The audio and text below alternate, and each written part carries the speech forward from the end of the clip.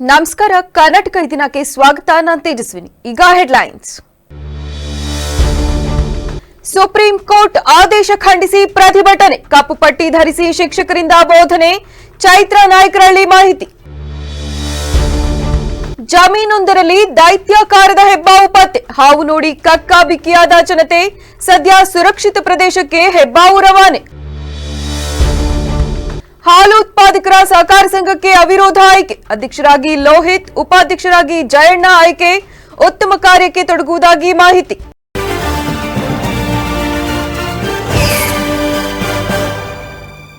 ಸೇವಾ ನಿರತ ಶಿಕ್ಷಕರಿಗೆ ಟಿಟಿ ಕಡ್ಡಾಯ ಮಾಡಿರುವ ಸುಪ್ರೀಂ ಕೋರ್ಟ್ ಆದೇಶ ಪಾಲನೆಯಿಂದ ಪಾರಾಗಲು ಕಪ್ಪು ಪಟ್ಟಿ ಧರಿಸಿ ತರಗತಿ ನಡೆಸಲಾಯಿತು. ಈ ವೇಳೆ ಪ್ರಾಥಮಿಕ ಶಾಲಾ ಶಿಕ್ಷಕರ ಸಂಘದ ಜಿಲ್ಲಾಧ್ಯಕ್ಷೆ ಚೈತ್ರ ನಾಯಕರಳ್ಳಿ ಮಾತನಾಡಿ, ಪ್ರತಿ ಶಾಲೆಗಳಲ್ಲಿ ನಮ್ಮ ಶಿಕ್ಷಕರು ಕಪ್ಪು ಪಟ್ಟಿ ಧರಿಸಿ ಬೋಧನೆ ಮಾಡುತ್ತಿದ್ದಾರೆ. ಸುಪ್ರೀಂ ಕೋರ್ಟ್ ಆದೇಶದ ಪ್ರಕಾರ ಸೇವೆ ನಿರತ ಶಿಕ್ಷಕರಿಗೆ ಟಿಟಿ ಕಡ್ಡಾಯ ಎಂಬುದಕ್ಕೆ ಸೂಕ್ತ ಕಾನೂನು ತಿದ್ದುಪಡಿ ತಂದು ನ್ಯಾಯ ಒದಗಿಸುವಂತೆ ಆಗ್ರಹಿಸುತ್ತಿದ್ದೇವೆ. ರಾಜ್ಯಾದ್ಯಂತ ಪ್ರಾಥಮಿಕ ಶಾಲಾ ಶಿಕ್ಷಕರು ತರಗತಿಯಲ್ಲಿ ಕಪ್ಪು ಪಟ್ಟಿ ಧರಿಸಿ ಪಾಠ ಬೋಧನೆ ಮಾಡಲಾಗುತ್ತಿದೆ. ಈ ಹಿನ್ನೆಲೆಯಲ್ಲಿ ಜಿಲ್ಲೆ ಹಾಗೂ ಎಲ್ಲ ತಾಲೂಕಿನ ಪ್ರಾಥಮಿಕ ಶಾಲಾ ಶಿಕ್ಷಕರು ಕಪ್ಪು ಬಟ್ಟೆ ಧರಿಸಿ ಬೋಧನೆಯಲ್ಲಿ ತೊಡಗಿದ್ದಾರೆಂದು ತಿಳಿಸಿದರು. ರಾಜ್ಯಾದ್ಯಂತ ಗೌರವಾನ್ವಿತ ಸುಪ್ರೀಂ ಕೋರ್ಟ್ನ ಆದೇಶದ ಮೇರೆಗೆ ಸೇವಾನಿರತ ಶಿಕ್ಷಕರಿಗೆ ಟೆಟ್ಟನ್ನು ಅನ್ವಯಿಸಿರೋದು ಬಹಳ ತೊಂದರೆ ಆಗ್ತಾಯಿದೆ. ಹಾಗಾಗಿ ನಾವು ಜಂತರ್ ಮಂತರ್ ದೆಹಲಿಯಲ್ಲಿ ನಾವು ಪ್ರತಿಭಟನೆಯನ್ನು ಸಾಂಕೇತಿಕವಾಗಿ ಮಾಡಿದ್ವಿ. ಅದೇ ರೀತಿ ಇಂದು ನಾವು 10, 15, 25, 30 ವರ್ಷಗಳಿಂದ ನಾವು ಸೇವೆಯನ್ನು ಸಲ್ಲಿಸಿದ್ವಿ. ಈ ಸೇವೆಯನ್ನು ಪರಿಗಣಿಸಿ ಘನತೆವೆತ್ತ ಸರ್ವೋಚ್ಚ ನ್ಯಾಯಾಲಯದ ಆದೇಶವನ್ನು ನಮಗೆ ಅನ್ವಯಿಸಬಾರ್ದು, ನಮ್ಮ ಸೇವೆಯನ್ನು ಪರಿಗಣಿಸಬೇಕು ಅಂತ ನಾನು ಎಲ್ಲರಲ್ಲಿ ಮನವಿಯನ್ನು ಮಾಡ್ಕೊಳ್ತಾ ಇದ್ದೀವಿ. ಮಳವಳ್ಳಿ ತಾಲೂಕಿನ ಗೊಲರಳ್ಳಿ ಗ್ರಾಮದ ಬಳಿ ಇರುವ ನಜಾಪುರ ಗ್ರಾಮದ ಮಹದೇವು ಎಂಬುವರ ಜಮೀನಿನಲ್ಲಿ ದೈತ್ಯಾಕಾರದ ಹೆಬ್ಬಾವು ಪತ್ತೆಯಾಗಿದೆ. ನಂಜಾಪುರ ಗ್ರಾಮದ ಮಹದೇವ ಎಂಬುವರ ಜಮೀನಿನಲ್ಲಿ ಬುಧವಾರ ರಾತ್ರಿ ಭಾರೀ ಗಾತ್ರದ ಹೆಬ್ಬಾವೊಂದು ಕಾಣಿಸಿಕೊಂಡ ತಕ್ಷಣ ಅವರು ಅರಣ್ಯ ಇಲಾಖೆಯವರಿಗೂ ಮತ್ತು ಉರುಗ ತಜ್ಞರಿಗೆ ವಿಷಯ ತಿಳಿಸಿದ ಮೇರೆಗೆ ಸ್ಥಳಕ್ಕೆ ತಕ್ಷಣ ಬಂದ ಉರುಗ ತಜ್ಞರಾದ ಜಗದೀಶ ಮತ್ತು ಕೃಷ್ಣ ಸುರಕ್ಷಿತವಾಗಿ ಅದನ್ನು ಹಿಡಿದು ಮುತ್ತತ್ತಿ ಅರಣ್ಯ ಪ್ರದೇಶಕ್ಕೆ ಹೆಬ್ಬಾವನ್ನು ಬಿಟ್ಟರು. ನಂತರ ಜಗದೀಶ್ ಮಾತನಾಡಿ, ನಮ್ಮ ಹಲ್ಗೂರು ಹೋಬಳಿ ವ್ಯಾಪ್ತಿಯಲ್ಲಿ ಇತ್ತೀಚೆಗೆ ಹೆಚ್ಚಾಗಿ ಹೆಬ್ಬಾವುಗಳು ಕಾಣಿಸಿಕೊಳ್ಳುತ್ತಿದ್ದು, ಅವುಗಳು ರೈತರು ಸಾಕಿದ ಆಡು, ಕುರಿ, ಮೇಕೆ ಮತ್ತು ಇತರೆ ಪ್ರಾಣಿಗಳನ್ನು ಮೊದಲು ಕಾಲನ್ನು ಹಿಡಿದು ನಂತರ ಅದನ್ನು ಸುತ್ತಿಕೊಂಡು ಅದರ ಪ್ರಾಣ ಹೋದ ನಂತರ ನುಂಗುತ್ತವೆ. ಆಹಾರದ ಕೊರತೆಯಿಂದ ಅವುಗಳು ಜಮೀನಿನ ಹತ್ತಿರ ಹೆಚ್ಚು ಓಡಾಡುತ್ತಿವೆ. ಇದುವರೆಗೂ 12ರಿಂದ 13 ಹೆಬ್ಬಾವುಗಳನ್ನು ಸುರಕ್ಷಿತವಾಗಿ ಹಿಡಿದು ಅರಣ್ಯ ಇಲಾಖೆಯವರ ಸಮ್ಮುಖದಲ್ಲಿ ಅರಣ್ಯ ಪ್ರದೇಶಕ್ಕೆ ಬಿಟ್ಟಿರುತ್ತೇವೆ. ನಾಗರಹಾವು, ಕೆರೆಹಾವು ಅಥವಾ ಇನ್ಯಾವುದೇ ತರಹದ ಹಾವುಗಳು ಇದ್ದರೂ ಸಹ ಅವುಗಳನ್ನು ಸಾಯಿಸಲು ಹೋಗಬೇಡಿ. ನಮಗೆ ವಿಷಯ ತಿಳಿಸಿದರೆ ತಕ್ಷಣ ನಾವು ಬಂದು ಯಾವುದೇ ಸಂಭಾವನೆ ಪಡೆಯದೆ ಸುರಕ್ಷಿತವಾಗಿ ನಾನಾಗಲಿ ಅಥವಾ ನನ್ನ ಸಹಪಾಠಿ ಕೃಷ್ಣನಾಗಲಿ ಬಂದು ಅವನ್ನು ಹಿಡಿದು ಕಾಡಿಗೆ ಬಿಡುತ್ತೇವೆ. ನಮಗೆ ದೂರವಾಣಿ ಕರೆ ಮಾಡಿ ತಿಳಿಸಿದರೆ ಸಾಕು ಎಂದು ತಿಳಿಸಿದರು. ಬೇರೆ ಬೇರೆ ಥರ ಎಲ್ಲ ಪ್ರಾಬ್ಲಮ್ ಇರೋರಿಗೆ ತುಂಬ ಅನಾನುಕೂಲವಾಗಿದೆ. ಈಗ ನೋಡಿ, ಈಗ ಫೋನ್ ಮಾಡಿ ಈಗ ಒಂದು ಅರ್ಧ ಗಂಟೆ 1 ಅವರ್ ಆದ್ರೂ ಯಾರೂ ಇದ್ರ ಬಗ್ಗೆ ಗಮನವನ್ನೇ ತಗೊಂಡಿಲ್ಲ. ಬೇರೆ ಯಾವುದಾದ್ರೂ ಏನಾದರೂ ಒಂದು ಮಣ್ಣೊಂದು ಆಗಲಿ ಇನ್ನೊಂದಾಗಲಿ ಅಹಿತಕರ ಘಟನೆಗಳನ್ನು ರೈತರುಗಳಿಗೆ ಆಗಲಿ ನಮ್ಮಂಥ ಬಡವರಿಗೆ ಯಾರಿಗೆ ಆದರೂ ಏನೇ ಪ್ರಾಬ್ಲಮ್ ಮಾಡಿದ್ರೆ ಇಮಿಡಿಯೇಟ್ ಬಂದು ರೆಸ್ಪಾನ್ಸ್ ಮಾಡಲ್ಲ. ಇಂಥವಕ್ಕೇನು ಬರಲಿಲ್ಲ ಅಂತಂದರೆ ಮತ್ತು ಅವರು ಅಧಿಕಾರಿಗಳಿಗೆ ಒಂದು ಜವಾಬ್ದಾರಿ ಅನ್ನೋದು ಬೇಕು. ಬೇರೆದಕ್ಕೆ ಮಾತ್ರ ಓಡಿ ಬರ್ತಾರೆ ಇಲ್ಲಿಗೆ. ಇಂಥವಕ್ಕೆಲ್ಲ ಯಾರು ರೆಸ್ಪಾನ್ಸಿಬಲ್ ತಗೋತಾರೆ? ಮತ್ತೆ ಇದೆಲ್ಲ ಒಂದು ಸ್ವಲ್ಪ ಗಮನ ಹರಿಸಿ ಸ್ವಲ್ಪ ಇಲ್ಲಿವರೆಗೂ. ಗೋಬಿ ತಾಲೂಕಿನ ಜೇಹುಸಳ್ಳಿ ಹಾಲು ಉತ್ಪಾದಕರ ಸಹಕಾರ ಸಂಘದ ಅಧ್ಯಕ್ಷರಾಗಿ ಲೋಹಿತ್ ಕುಮಾರ್ ಮತ್ತು ಉಪಾಧ್ಯಕ್ಷರಾಗಿ ಜಯಣ್ಣ ಅವಿರೋಧವಾಗಿ ಆಯ್ಕೆಯಾದರು. ನೂತನ ಅಧ್ಯಕ್ಷ ಲೋಹಿತ್ ಕುಮಾರ್ ಸುದ್ದಿಗಾರರ ಜೊತೆ ಮಾತನಾಡಿ, ನಮ್ಮೆಲ್ಲಾ ನಿರ್ದೇಶಕರು ನನ್ನ ಮೇಲೆ ಪ್ರೀತಿ ವಿಶ್ವಾಸವಿಟ್ಟು ಅವಿರೋಧವಾಗಿ ಆಯ್ಕೆ ಮಾಡಿದ್ದಾರೆ. ಅವರಿಗೆ ಮೊದಲು ಅಭಿನಂದನೆ ಸಲ್ಲಿಸುತ್ತೇನೆ. ನಮ್ಮೆಲ್ಲಾ ನಿರ್ದೇಶಕರ ಸಹಕಾರ ಪಡೆದು ಜೇಹುಸಳ್ಳಿ ಹಾಲು ಉತ್ಪಾದಕರ ಸಹಕಾರ ಸಂಘದ ಅಭಿವೃದ್ಧಿಗೆ ಪ್ರಾಮಾಣಿಕವಾಗಿ ಕೆಲಸ ಮಾಡುತ್ತೇನೆ. ಸರ್ಕಾರದಿಂದ ಬರುವ ಸೌಲಭ್ಯಗಳನ್ನು ನಮ್ಮ ರೈತರಿಗೆ ತಲುಪಿಸಲು ಬದ್ಧನಾಗಿರುತ್ತೇನೆ. ಹಾಲು ಉತ್ಪಾದಕರಿಗೆ ರೈತರಿಂದ ಹೆಚ್ಚು ಷೇರುಗಳನ್ನು ಹಾಕುವುದರ ಮುಖಾಂತರ ಜೇಹುಸಳ್ಳಿ ಡೈರಿಗೆ ಆದಾಯ ಮೂಲ ಹೆಚ್ಚಿಸುತ್ತೇನೆ.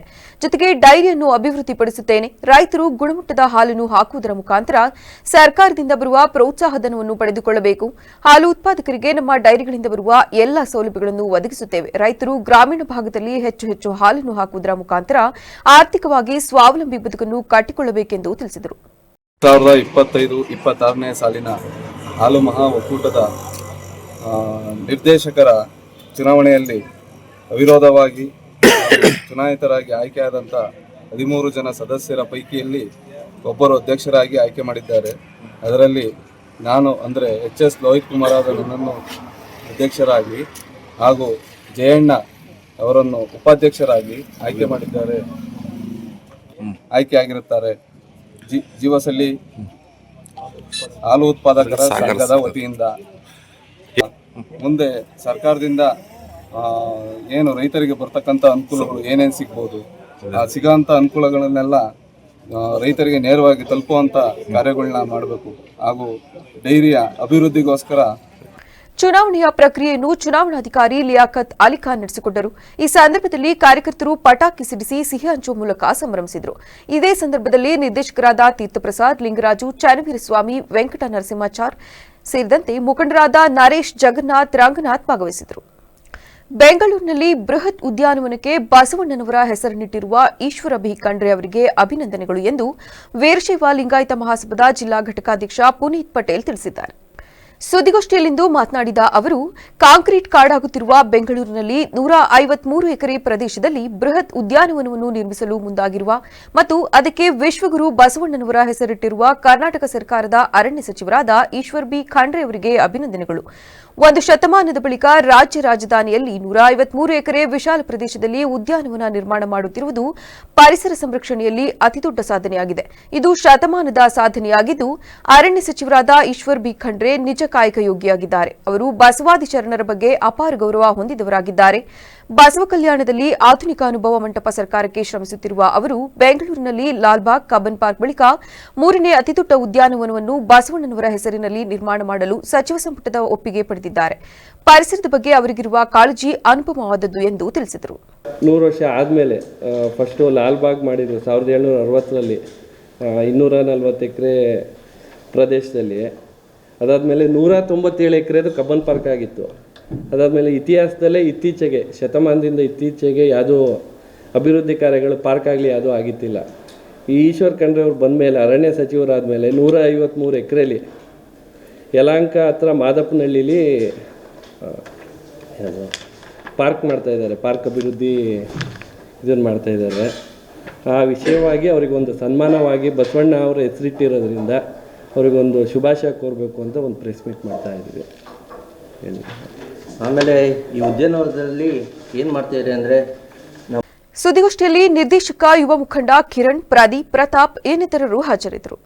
ಇದೇ ಮೊದಲ ಬಾರಿಗೆ ಹಾಸನದಲ್ಲಿ ವಿನೂತನವಾದ ಎಕ್ಸಿಬಿಷನ್ ಅನ್ನು ಆಯೋಜಿಸಲಾಗಿದೆ ಎಂದು ಅಪೋಲೋ ಸರ್ಕಸ್ನ ಮ್ಯಾನೇಜರ್ ದೇವರಾಜ್ ತಿಳಿಸಿದ್ದಾರೆ. ಸುದ್ದಿಗೋಷ್ಠಿಯಲ್ಲಿಂದು ಮಾತನಾಡಿದ ಅವರು, ನಮ್ಮ ಅಪೋಲೋ ಸರ್ಕಸ್ 23 ವರ್ಷಗಳ ಹಿಂದೆ ಸ್ಥಾಪನೆಯಾಗಿದ್ದು ಭಾರತದ ಎಲ್ಲ ಪ್ರಮುಖ ಪ್ರದರ್ಶನ ನೀಡಿ ಅಪಾರ ಜನಮನ್ನಣೆ ಪಡೆದಿದೆ. ಇದೇ ಮೊದಲ ಬಾರಿಗೆ ನಗರದ ಬಿಎಂ ರಸ್ತೆ, Tanneeruhalla SDM college ಮುಂಭಾಗದಲ್ಲಿರುವ exhibition ಗ್ರೌಂಡ್ನಲ್ಲಿ ಆಯೋಜನೆಗೊಂಡಿದೆ. August 9ರಂದು ಸ್ಥಳೀಯ ನಗರದ ಶಾಸಕ ಸ್ವರೂಪ್ ಪ್ರಕಾಶ್ ಅವರು ಸಾಯಂಕಾಲ 7 ಗಂಟೆಗೆ ಉದ್ಘಾಟನೆ ಮಾಡಲಿದ್ದಾರೆ. ನಗರದಲ್ಲಿ ಸತತ 1 ತಿಂಗಳು ಸರ್ಕಸ್ ಪ್ರದರ್ಶನವಿರುತ್ತದೆ. ಪ್ರತಿದಿನ 3 ಪ್ರದರ್ಶನವಿದ್ದು, ಮೊದಲನೇ ಪ್ರದರ್ಶನ ಮಧ್ಯಾಹ್ನ 1 ಗಂಟೆಗೆ, ಎರಡನೇ ಪ್ರದರ್ಶನ ಸಂಜೆ 4 ಗಂಟೆಗೆ ಹಾಗೂ 3ನೇ ಪ್ರದರ್ಶನ ರಾತ್ರಿ 7 ಗಂಟೆಗೆ ಏರ್ಪಡಿಸಲಾಗಿದೆ. ನಮ್ಮ ಸರ್ಕಸ್ನಲ್ಲಿ ಸುಮಾರು 120 ಮಂದಿ ಕಾರ್ಯನಿರ್ವಹಿಸುತ್ತಿದ್ದಾರೆ. ಪ್ರಮುಖವಾಗಿ ಉಯ್ಯಾಲೆ ಪ್ರದರ್ಶನ, globe ride, colour changing, water super cycling, ಮಣಿಪುರಿಯವರಿಂದ ಜಿಮ್ನಾಸ್ಟಿಕ್, ಅಕ್ಟೋಬ್ಯಾಟ್ ಶೋ ಹಾಗೂ ಇತರೆ ರೋಮಾಂಚಕ ಕಸರತ್ತುಗಳನ್ನು ಏರ್ಪಡಿಸಲಾಗಿದೆ. ಮಕ್ಕಳ ಮನೋರಂಜನೆಗಾಗಿ ಕುಳ್ಳರು, ಜೋಕರ್ಗಳು ರಂಜಿಸಲಿದ್ದಾರೆಂದು ತಿಳಿಸಿದರು. ಡೀಟೇಲ್ ಆಗಿ ಕೊಟ್ಟಿದ್ದಾರೆ. ಇಫ್ ಎನಿ ಡೌಟ್ ಅದೇ ನಮ್ಮದು ಫಸ್ಟ್ ಟೈಮಲ್ಲಿ ಹಾಸನಲ್ಲಿ ಬಂದಿದೆ. ನಾವು 2-3 ವರ್ಷ ಆಯಿತು ಟ್ರೈ ಮಾಡ್ತಾ ಇದ್ದಾರೆ, ಎಲ್ಲಿ ಗ್ರೌಂಡ್ ಸಿಗ್ತಾ ಇಲ್ಲ. ಅದಕ್ಕೆ ಈ ಸಾರಿ ಬಂದಿದ್ದರೆ ಎಕ್ಸಿಬಿಷನ್ ಗ್ಯಾಪಿನಲ್ಲಿ ನಮಗೆ ಗ್ರೌಂಡ್ ಸಿಕ್ಕಿದೆ. ಎಲ್ಲ ಊರಿನಲ್ಲಿ ಅದೇ ಪ್ರಾಬ್ಲಮ್ ಇರೋದು. ಈಗ ಸಫಿಷಿಯೆಂಟ್ ಗ್ರೌಂಡ್ ಸಿಕ್ಕೋಕ್ಕೆ ಸಿಟಿನಲ್ಲೆಲ್ಲ ಸಿಕ್ಕೋಕ್ಕೆ ತುಂಬ ಕಷ್ಟ ಆಗುತ್ತೆ. ಆಮೇಲೆ ಅದು ನಮ್ಮದು ಸರ್ಕಸ್ ಅಂತ ಹೇಳಿದ್ರೆ ಬೇರೆ ಏನೂ ಇಲ್ಲ, ಜಿಮ್ನಾಸ್ಟಿಕ್ ಆ್ಯಂಡ್ ಅಕ್ರೋಬ್ಯಾಟ್ ಅಷ್ಟೇ ಮಾಡೋದು. 2 ಅವರ್ಸ್ ಪ್ರೋಗ್ರಾಮ್ ಇದೆ. ಡೈಲಿ 3 ಶೋಸ್ ಇದೆ. 1 ಗಂಟೆ, 4 ಗಂಟೆ, 7 ಗಂಟೆ.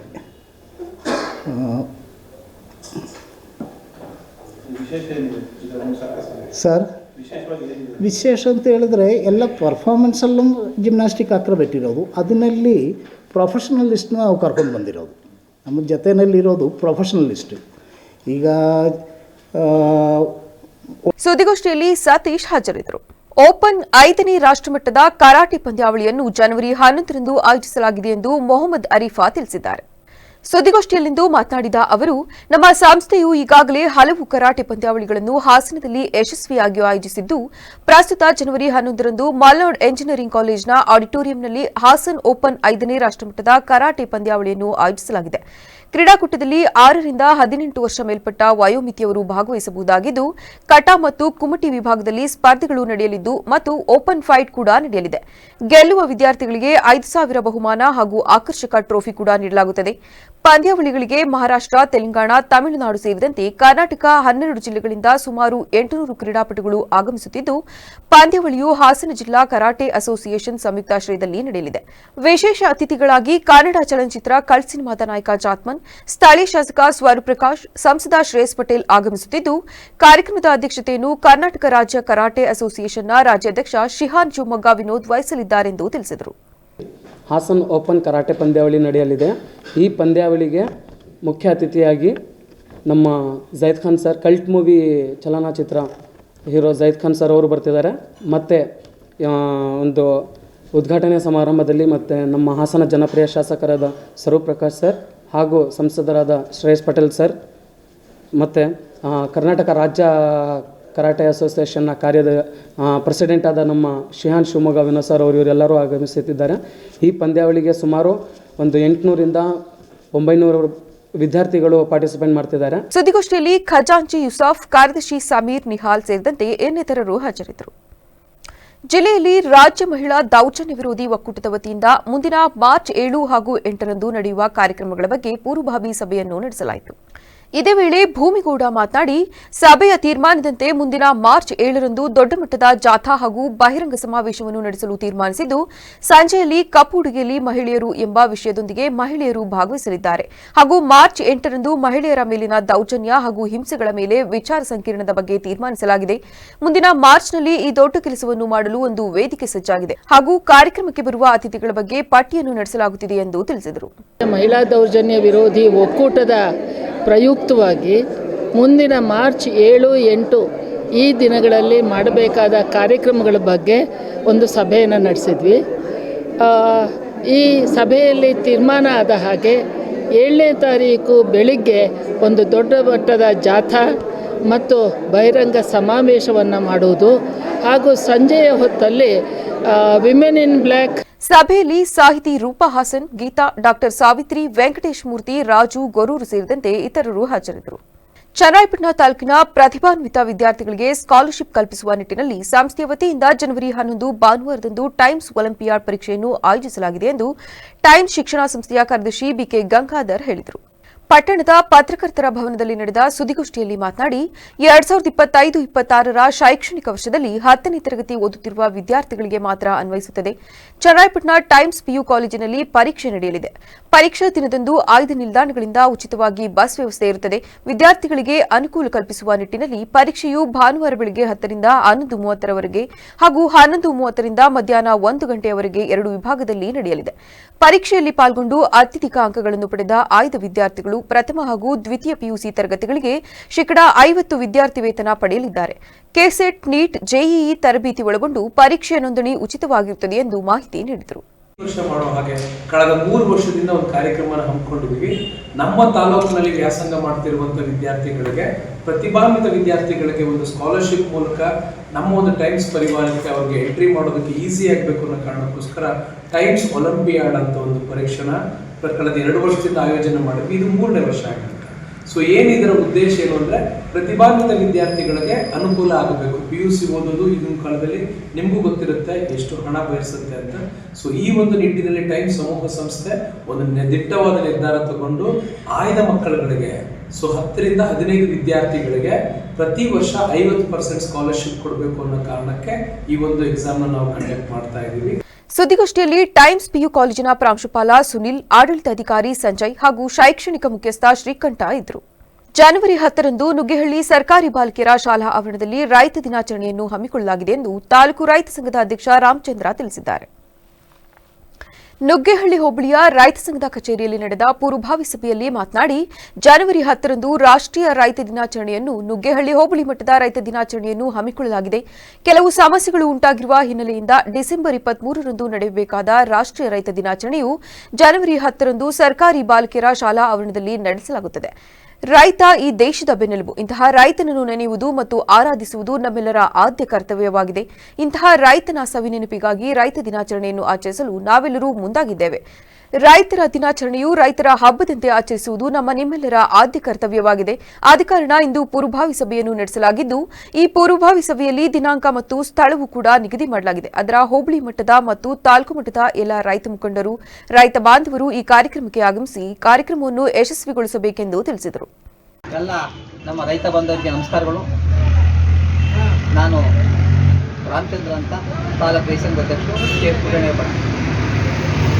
ಈಗ ಪ್ರೆಸ್ ಮೀಟ್ ಕರೆದ್ರ ಉದ್ದೇಶ ಏನಂದರೆ, ತಾರೀಖು 10/1/2026 ಶನಿವಾರ ನುಗ್ಗೇಹಳ್ಳಿ ಹೋಬಳಿ ಮಟ್ಟದ ರೈತ ದಿನಾಚರಣೆ ಇಟ್ಕೊಂಡಿದ್ದೀವಿ. ಎಲ್ಲ ನಮ್ಮ ಇಡೀ ತಾಲೂಕಿನ ರೈತ ಬಾಂಧವರು ಮತ್ತು ನಮ್ಮ ಪಕ್ಕದ ತಾಲೂಕಿನ ರೈತ ಬಾಂಧವರು ಈ ರೈತ ದಿನಾಚರಣೆಗೆ ಒಂದು ಸಹಕಾರ ಮಾಡಬೇಕಂತ ತಮ್ಮಲ್ಲಿ ಎಲ್ಲರನ್ನು ಕೇಳ್ಕೊಳ್ತಿದ್ದೀವಿ. ಈ ಸಂದರ್ಭದಲ್ಲಿ ರೈತ ಮುಖಂಡರುಗಳಾದ ಕುಮಾರ್, ಮಂಜು, ಅಣ್ಣಿಗೌಡ ಇನ್ನು ಮುಂತಾದವರು ಹಾಜರಿದ್ದರು.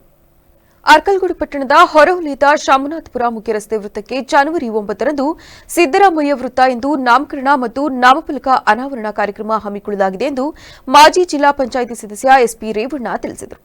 ರಾಜ್ಯದಲ್ಲಿ ಸಿದ್ದರಾಮಯ್ಯ ಅವರು ಸುದೀರ್ಘ ಅವಧಿಗೆ ಮುಖ್ಯಮಂತ್ರಿಗಳಾಗಿ ಅಧಿಕಾರ ನಡೆಸಿದ ಸಂಭ್ರಮಾಚರಣೆ ಪ್ರಯುಕ್ತ ಈ ಕಾರ್ಯಕ್ರಮವನ್ನು ಅದ್ದೂರಿಯಾಗಿ ಆಚರಿಸಲಾಗುವುದು ಎಂದು ಗುರುವಾರ ಸುದ್ದಿಗೋಷ್ಠಿಯಲ್ಲಿ ಹೇಳಿದರು. ಶಾಂಭುನಾಥಪುರದ ಐತಿಹಾಸಿಕ ಶಾಂಭುನಾಥೇಶ್ವರ ದೇವಾಲಯದಲ್ಲಿ ಅಭಿಷೇಕ ಪೂಜೆ ನಡೆಸಿದ ಬಳಿಕ ಪಟ್ಟಣದ ಅನಕರು ವೃತ್ತದವರೆಗೆ ಭವ್ಯ ಮೆರವಣಿಗೆ ನಡೆಯಲಿದೆ. ದ್ವಿಚಕ್ರ ವಾಹನ ಸವಾರರಿಗೆ ರಸ್ತೆ ಸುರಕ್ಷತೆ ಕುರಿತು ಅರಿವು ಮೂಡಿಸಲು ಅನಕರು ವೃತ್ತದಲ್ಲಿ 200 ಹೆಲ್ಮೆಟ್ಗಳನ್ನು ಉಚಿತವಾಗಿ ವಿತರಿಸಲಿದ್ದು, ಬೈಕ್ ಸವಾರರಿಂದ ಬೈಕ್ ರ್ಯಾಲಿ ಏರ್ಪಡಿಸಲಾಗಿದೆ ಎಂದು ತಿಳಿಸಿದರು. ಅದ್ರ ಜೊತೆಗೆ ನಮ್ಮ ಕ್ಷೇತ್ರದ ನನ್ನ ಕೊಲೀಗ್ ಜಿಲ್ಲಾ ಪಂಚಾಯತ್ ಮೆಂಬರ್ ಆದ ಮಂತರಗೌಡರು ಇವಾಗ ಮಾನ್ಯ ಶಾಸಕರಾಗಿದ್ದಾರೆ ಮಡಿಕೇರಿ ದಕ್ಷಿಣ ಕ್ಷೇತ್ರ. ಅವರು ಸಹ ಈ ಕಾರ್ಯಕ್ರಮದ ಉದ್ಘಾಟಕರಾಗಿರ್ತಾರೆ.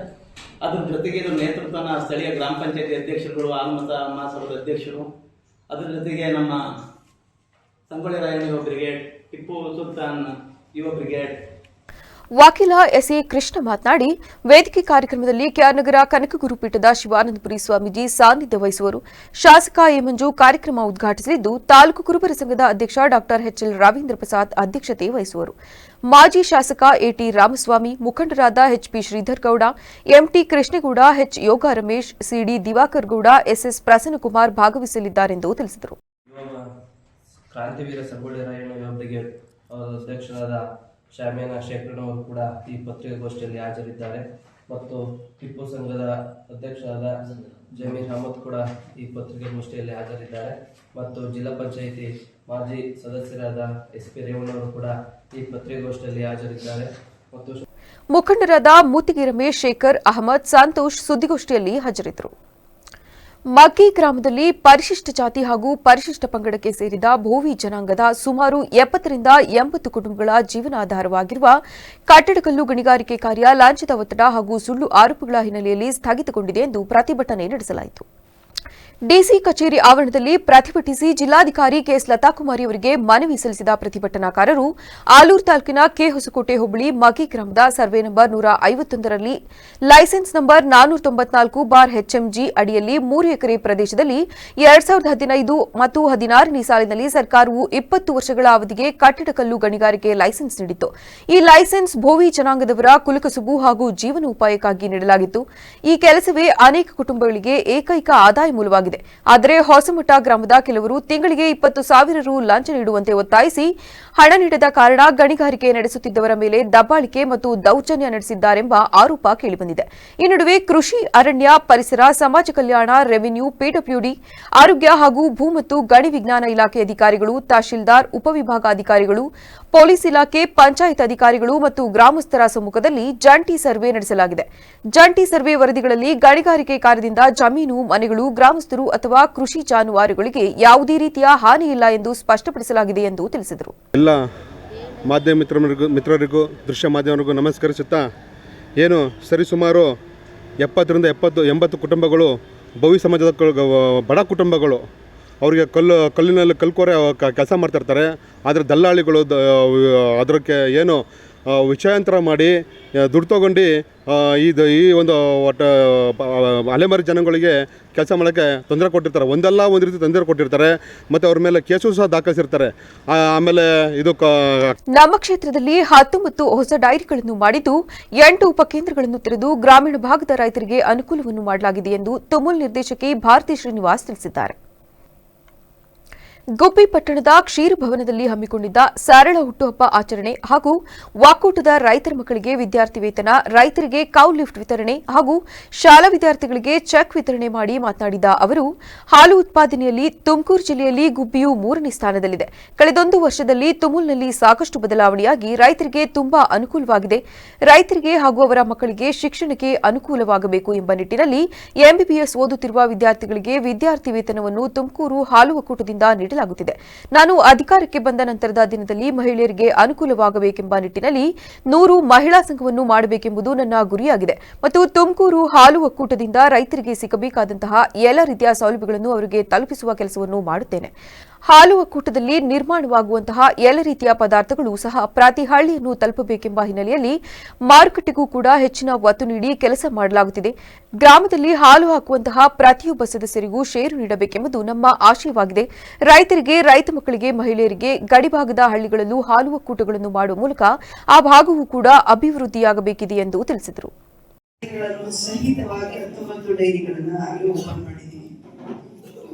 ನನಗೆ ತುಂಬಾ ಇಷ್ಟ ಆಗಿ ಡೈರಿ ಮಾಡಿದ್ದು ಅಂದ್ರೆ ನಮ್ಮ ಮೂಡ್ಲಪಾಳ್ಯದಲ್ಲಿ ಒಂದು ಡೈರಿ ಮಾಡಿದ್ವಿ. ಅದು ನಾನು ಬಹಳ ಪ್ರೀತಿಯಿಂದ ಮಾಡಿದೆ ಅದನ್ನ. ಯಾಕೆ ಅಂದ್ರೆ ಆ ಜನ 6 ಕಿಲೋಮೀಟರ್ ದೂರದವರೆಗೂ ನಡಿಬೇಕಾಗಿತ್ತು ಅಥವಾ ಗಾಡಿ ಹೋಗ್ಬೇಕಾಗಿತ್ತು.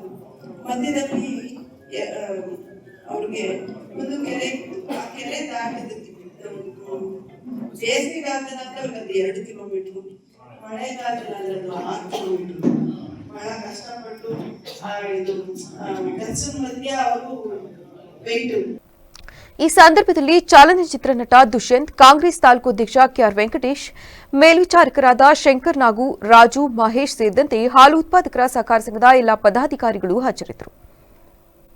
ಪಿರಿಯಾಪಟ್ಟಣ ತಾಲೂಕಿನ ಬೈಲ್ಕುಪ್ಪೆ ಸಮೀಪ ಟಿಬೆಟಿನ್ ಲಮಾ ಕ್ಯಾಂಪ್ ನಿವಾಸಿಗಳು 60 ವರ್ಷದ ಮೇಲ್ಪಟ್ಟ ಸಾರ್ವಜನಿಕರಿಗೆ ಉಚಿತವಾಗಿ ಆರೋಗ್ಯ ತಪಾಸಣೆ ನಡೆಸಲಾಯಿತು.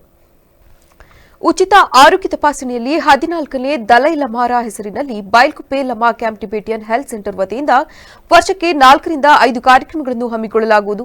ಅದರಲ್ಲಿ ಬಡವರಿಗೋಸ್ಕರ, ವೃದ್ಧರಿಗೋಸ್ಕರ ಉಚಿತ ಆರೋಗ್ಯ ತಪಾಸಣೆ ಏರ್ಪಡಿಸಿ ಸುಮಾರು 300 ವೃದ್ಧರಿಗೆ ಆರೋಗ್ಯ ಪರೀಕ್ಷೆಗಳನ್ನು ಮಾಡಿ ತಲಾ ಒಬ್ಬರಿಗೆ 2,000ವರೆಗೆ ಉಚಿತ ಔಷಧಿಗಳನ್ನು ನೀಡಲಾಗುವುದು. ಬೈಲ್ಕುಪ್ಪೆ ಗ್ರಾಮ ಪಂಚಾಯಿತಿ ವ್ಯಾಪ್ತಿಯ ದೊಡ್ಡಹರವೆ, ರಾಣಿಗೇಟ್, ಲಕ್ಷ್ಮೀಪುರ ಸೇರಿದಂತೆ ಅಕ್ಕಪಕ್ಕದ ಸ್ಥಳೀಯ ವೃದ್ಧರು ಆರೋಗ್ಯ ತಪಾಸಣಾ ಕಾರ್ಯಕ್ರಮದಲ್ಲಿ ಭಾಗಿಯಾಗಿ ಸದುಪಯೋಗ ಪಡೆದುಕೊಂಡು ದಲಾಯಿ ಲಾಮರನ್ನು ನೆನೆಯುತ್ತಾ ಇಲ್ಲಿನ ಲಾಮಗಳೊಂದಿಗೆ ಸಂತಸ ಹಂಚಿಕೊಂಡರು. ಪಕ್ಕದಲ್ಲಿ ಲಾಮ ಕ್ಯಾಂಪ್ ಅಂತ ಇದೆ. ನಾವು ಅವರು ಹತ್ತಿರ ಸಂಬಂಧ ತರ ಇದ್ದೀವಿ. ಆದ್ರೆ ನಮ್ಮ ಊರಲ್ಲಿರೋ ಬಡ ಜನಗಳಿಗೆ, ಟಿಬೆಟಿಯನ್ಸ್ ಅಲ್ಲಿಂದ ಬಂದು ನಮ್ಮ ಊರುಗಳಿಗೆ, ಸ್ಕೂಲ್ ಮಕ್ಕಳಿಗೆ ಆಗಲಿ, ಮುದುಕರಿಗೆ ಆಗಲಿ, ಒಂದು ಕೊರೋನಾ ಟೈಮಲ್ಲಿ ಆಹಾರ ನೀಡಿದಂಥದ್ದೇ ಆಗಲಿ, ಪ್ರತಿ ಒಂದರಲ್ಲೂ ನಮ್ಮ ಊರಿಗೆ ಅವರು ನಾವು ಹತ್ತಿರ ಸಂಬಂಧ ಅಂದ್ರೆ ಒಂದು ಟೈಮ್ ಮಕ್ಕಳ ತರ ಇದ್ಕೊಂಡು ಅಷ್ಟು ನಮಗೆ ಹೆಲ್ಪ್ ಮಾಡಿದ್ದಾರೆ. ಪ್ರತಿ ಗ್ರಾಮದಲ್ಲೂ ಕ್ರಾಂತಿವೀರ ಸಂಗೊಳ್ಳಿ ರಾಯಣ್ಣ ಪುತ್ಥಳಿ ನಿರ್ಮಾಣವಾಗಬೇಕೆಂದು ಯೂತ್ ಕಾಂಗ್ರೆಸ್ ರಾಜ್ಯ ಉಪಾಧ್ಯಕ್ಷ ನಿಖಿಲ್ ವಿ ಶಂಕರ್ ತಿಳಿಸಿದರು.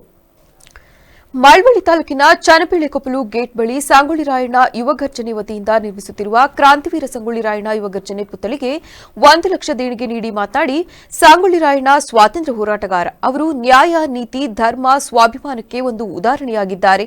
ಸಂಗೊಳ್ಳಿ ರಾಯಣ್ಣ ರಾಜ್ಯದ ಎಲ್ಲೆಡೆ ಅವರ ಪುತ್ಥಳಿ ನಿರ್ಮಿಸಿರುವುದರಿಂದ ಅವರ ಆದರ್ಶವನ್ನು ಪಾಲಿಸಲು ಅನುಕೂಲವಾಗಲಿದೆ. ಇನ್ನು ಸಂಗೊಳ್ಳಿ ರಾಯಣ್ಣ ಯುವ ಘರ್ಜನೆಯ ಅಧ್ಯಕ್ಷ ಮಹದೇವ ಮಾತನಾಡಿ, ನಮ್ಮ ಕರೆಗೆ ಹೋಗೊಟ್ಟು ಗ್ರಾಮಕ್ಕೆ ಆಗಮಿಸಿ 1 ಲಕ್ಷ ರು ದೇಣಿಗೆ ನೀಡಿದ್ದಾರೆ. ನಿಖಿಲ್ ವಿ ಶಂಕರ್ ಅವರು ಕಾಡು ಜನರಿಗೆ, ಬಡವರಿಗೆ ಸಹಾಯ ಮಾಡುವ ಮೂಲಕ ಯುವಕರಿಗೆ ಮಾರ್ಗದರ್ಶಕರಾಗಿದ್ದಾರೆ. ಸರಳ ಸಜ್ಜನಿಕೆಯ ವ್ಯಕ್ತಿಯಾಗಿದ್ದಾರೆ ಎಂದು ತಿಳಿಸಿದರು. ಮುಖ್ಯಸ್ಥರೇ, ಹಿರಿಯರೇ, ಕಿರಿಯರೇ, ನಿಮ್ಮೆಲ್ಲರಿಗೂ ನಮಸ್ಕಾರ. ನಾನು ನಿಖಿಲ್ ವಿ ಶಂಕರ್, ಕರ್ನಾಟಕ ಪ್ರದೇಶ ಯುವ ಕಾಂಗ್ರೆಸ್ ಸಮಿತಿಯ ರಾಜ್ಯ ಉಪಾಧ್ಯಕ್ಷ. ನನಗೆ ತುಂಬ ಸಂತೋಷ ಆಗೈತೆ, ತಾವೆಲ್ಲರೂ ನನ್ನ ಬರಮಾಡ್ಕೊಂಡಿದ್ದೀರಾ. ಇವತ್ತು ಏನಿಲ್ಲಿ ಸಂಗೊಳ್ಳಿ ರಾಯಣ್ಣ ಪುತ್ಥಳಿಗೆ ನೀವೆಲ್ಲ ಏನು ಪ್ರಾರಂಭ ಮಾಡಬೇಕು ಅಂತಿದ್ದೀರಾ, ನಮ್ಗೆ ತುಂಬ ಸಂತೋಷ ಆಗುತ್ತೆ. ಸೊ ನನ್ನ ಕಡೆಯಿಂದ ನಾನು ಒಂದು ಸಣ್ಣ ಅಳಿಲ್ ಸೇವೆ ಮಾಡೋಕ್ಕೆ ಬಂದಿದ್ದೀನಿ. ಕಾರ್ಯಕ್ರಮದಲ್ಲಿ ಚನ್ನಪಿಳ್ಳೆಕೊಪ್ಪಲು ಸಿದ್ದೇಗೌಡ, ಸಾಂಗುಡಿ ರಾಯಣ್ಣ, ಯುವ ಗರ್ಜನೆ ಅಧ್ಯಕ್ಷ ಮಹದೇವ, ಚಲುವರಾಜು, ಡೈರಿ ಮಹದೇವ, ಶಿವಣ್ಣ ಸೇರಿದಂತೆ ಇತರರು ಹಾಜರಿದ್ದರು. ಇದೇ ತಿಂಗಳು 26ರಂದು ನಡೆಯಲಿರುವ ಗಣರಾಜ್ಯೋತ್ಸವವನ್ನು ನಾಡಹಬ್ಬದಂತೆ ಆಚರಣೆ ಮಾಡಬೇಕೆಂದು ಹಾನೂರು ವಿಧಾನಸಭಾ ಕ್ಷೇತ್ರದ ಶಾಸಕ ಎಂಆರ್ ಮಂಜುನಾಥ್ ಅಧಿಕಾರಿಗಳಿಗೆ ಖಡಕ್ ಸೂಚನೆ ನೀಡಿದರು.